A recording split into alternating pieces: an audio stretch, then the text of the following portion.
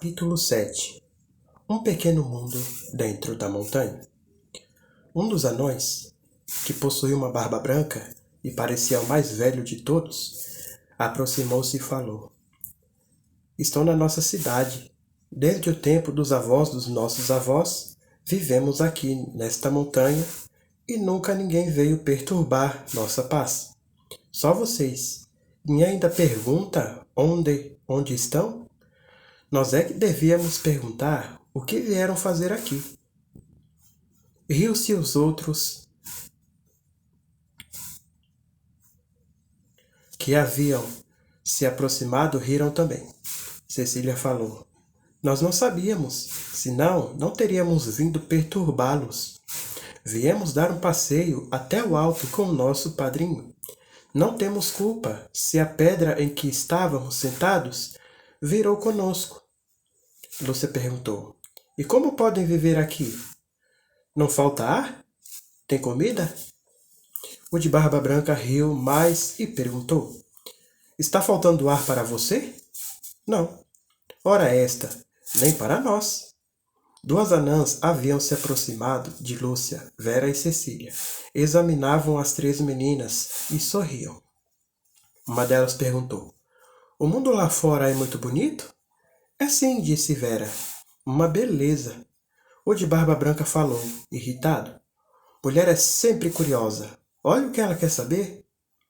O anãozinho, que os havia guiado, apareceu pela mesma porta, dizendo: O príncipe espera-os.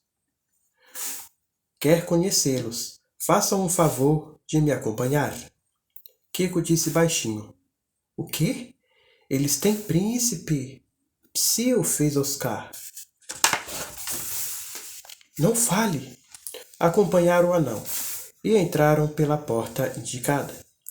Cecília queria saber se eram eles que tocavam sinos, mas não teve tempo. Entraram num salão magnífico, enfeitado com pedras preciosas. Não havia ninguém. Lúcia, que carregava Pingo no colo, teve medo. Murmurou: O que será que eles querem de nós? De certo querem conversar, disse Vera.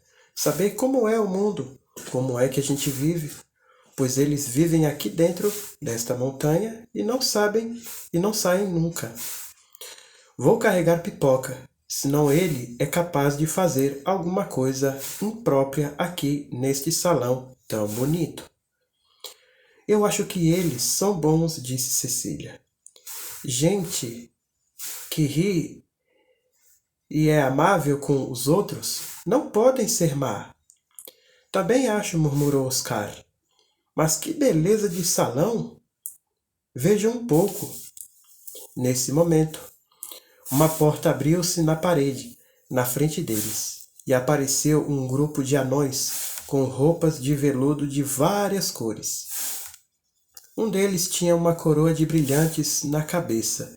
Devia ser o príncipe. O guia falou, adiantando-se um pouco. São essas as pessoas que eu vi subindo a montanha há 2 dias atrás. Prendi-os hoje. São crianças. Disseram que vieram fazer uma excursão até o alto e sentaram-se no rochedo para admirar a paisagem. Os outros começaram a rir, imaginando o susto que eles haviam levado quando o rochedo virou. Quando pararam de rir, o príncipe levantou a cabeça e fixou os meninos, as meninas e os cachorrinhos. Perguntou: O que vieram fazer aqui? Sabiam da nossa existência? Oscar resolveu contar a verdade. Disse que havia um tal brilho no alto da montanha que chamou a atenção dos que moravam lá embaixo, na fazenda do padrinho. Por isso, resolveram fazer uma excursão para ver se descobririam o que era aquilo. O príncipe passou a mão pela testa. Já sei, é a experiência que Rock está fazendo com os diamantes. Digam a ele que pare com isso. Do contrário, vai atrair o mundo inteiro para cá. Com essa mania de astronomia, as crianças souberam depois que Rock, um dos anões, tido como sábio, juntava uma imensidade de diamantes e pedras preciosas e ficava no alto da montanha, querendo atrair os habitantes da lua com aquele brilho extraordinário. Era pouco por astronomia. Era louco por astronomia. Depois que o príncipe disse isso, 2 anões vestidos de amarelo claro saíram da sala. Com certeza foram executar as ordens do príncipe e avisar Rock para parar com as experiências. O príncipe sentou-se numa cadeira toda trabalhada em ouro. Fez um sinal para que as crianças se aproximassem. As 3 meninas ficaram na frente, Oscar e Kiko mais atrás. Ao lado deles havia uma dúzia de anões. Um deles estava com vontade de passar a mão na cabeça de Pipoca. Estendia o braço e encolhia outra vez, como se não tivesse coragem. Depois deu uma risadinha muito engraçada. O príncipe fazia uma porção de perguntas às crianças. Queria saber tudo. Oscar falou um pouco. Depois, Vera e Kiko. O príncipe, então, contou a própria história. Disse que depois que Pedro Álvares Cabral descobriu o Brasil, vieram muitos portugueses para cá, a fim de ficarem residindo na nova terra. Um deles chegou no tempo de Men-de-Sá e trouxe uma dúzia de anões portugueses para representar no teatro e dirigir e divertir as gentes daquele tempo. Os anões vieram e foram ficando. Acostumaram-se tanto no Brasil que não quiseram mais voltar para Portugal. As famílias foram aumentando. Certa ocasião, houve uma revolta muito grande no Rio de Janeiro, entre índios e portugueses. Como os anões eram pequenos e não podiam combater, resolveram fugir. Embrenharam-se pelo mato e nadaram dias e noites sem parar. Passaram fome e frio. Alguns não resistiram e morreram no caminho. Afinal, chegaram ao pé daquela montanha, depois de muito caminhar. Naquela montanha, viram-se rodeados de índios ferozes. Juntaram as últimas forças que ainda tinham, galgaram a montanha e esconderam-se no meio do mato, lá em cima. Temendo que os índios os descobrissem naquele lugar,